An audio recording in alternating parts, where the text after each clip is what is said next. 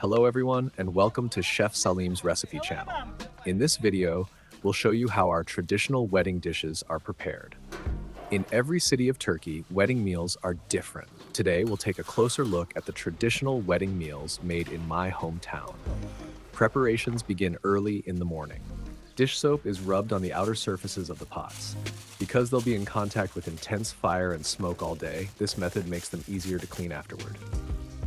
As you can see here, beef, especially the round cut, is prepared to be used in the rice.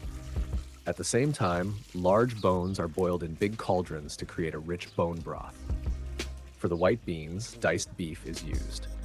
So all meats used are beef, which forms the base of the flavor. Frozen meats are soaked in water before cooking to allow them to thaw. A large copper cauldron is placed over the fire, which is fueled by strong wood flames. Then, water, large bones, and big pieces of meat are added into it. This mixture will be slowly boiled for 4 full hours. This will soften the meat and create a delicious meat broth. In the meantime, I'd like to show you the setting as well. As you can see, all the meals are prepared over wood fire in an open field using fully traditional methods. Everything is made in harmony with nature and by hand. The dried beans, which had been soaked in water overnight, are drained and placed in another large copper pot. The beans will come together with diced beef and bone broth to turn into a wonderful dish.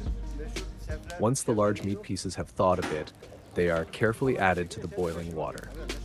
Then, chickpeas and diced beef are added as well. While all the ingredients continue to cook slowly, preparations begin for the classic wedding dessert, semolina halva.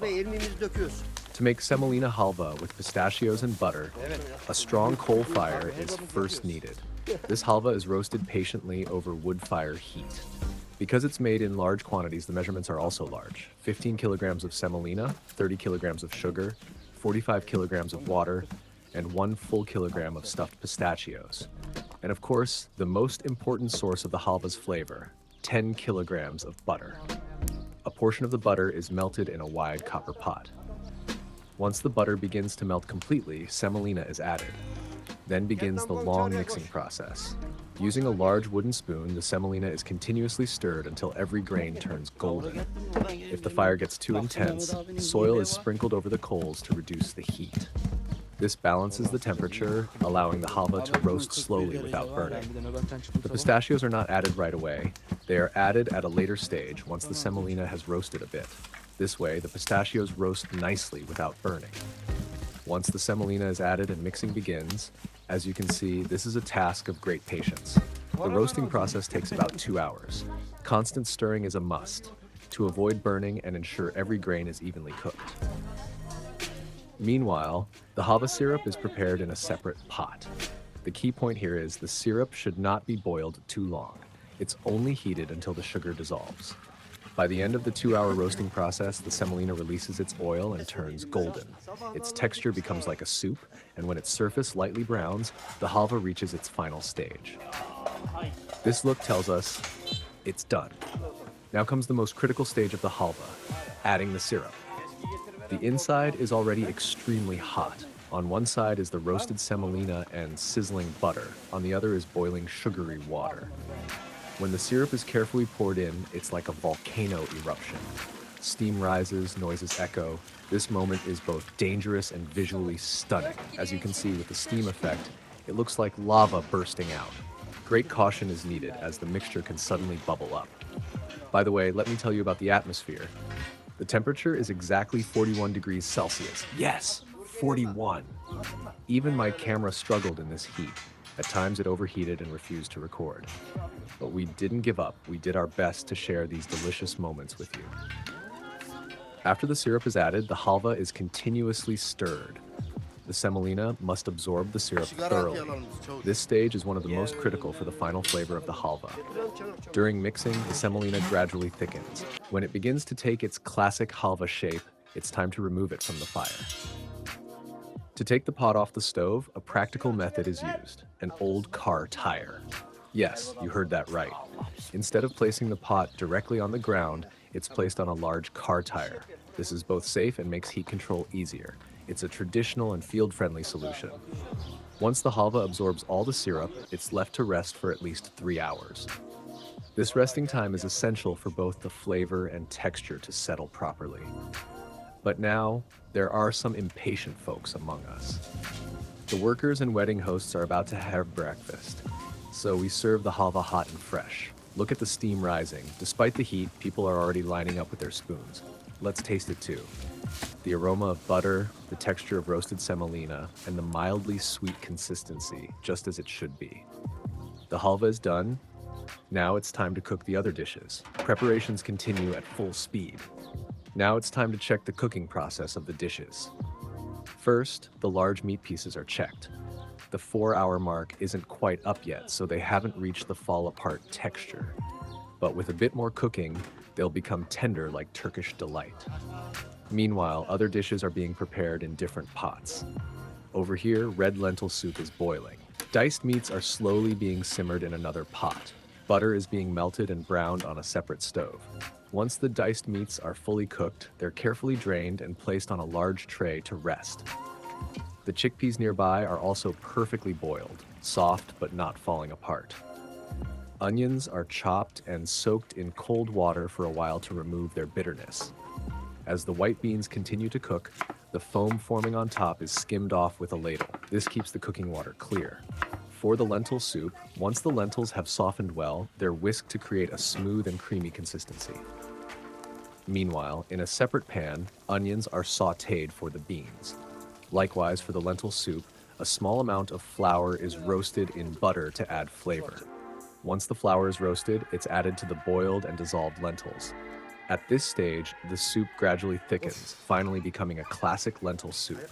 To enhance the flavor, a bit of citric acid or lemon juice is added, followed by salt and the pre-prepared bone broth. When all these ingredients come together, a hearty, comforting, and flavorful soup is created. Now on to the white beans. The most important part of it is the sauce. In a large pan, onions are sautéed in oil. Then diced beef is added. Once the meat changes color, chopped red and green peppers and tomatoes are added. Excess water from the cooked beans is removed, and the beans are combined with this delicious sauce along with some bone broth. Finally, salt is added.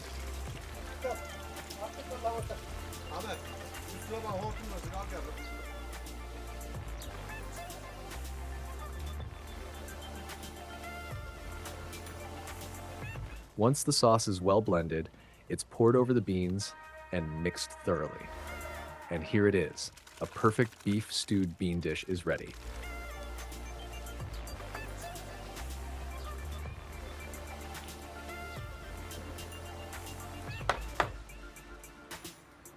Time for the rice. The meat has been boiling for a long time and is now fully cooked. The meat is carefully strained from its broth.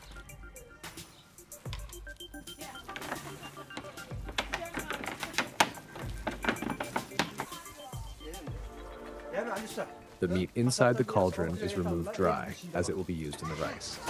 The meat is spread out on a large tray to cool. Once cooled, it will be shredded by hand.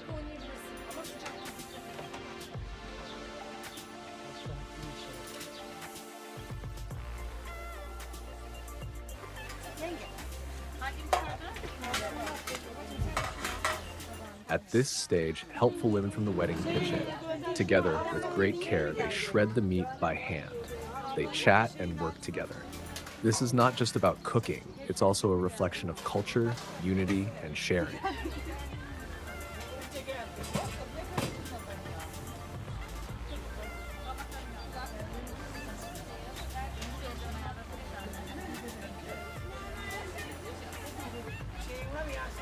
If the broth in the pot has reduced after removing the meat, more hot water is added as it will soon be used for the rice.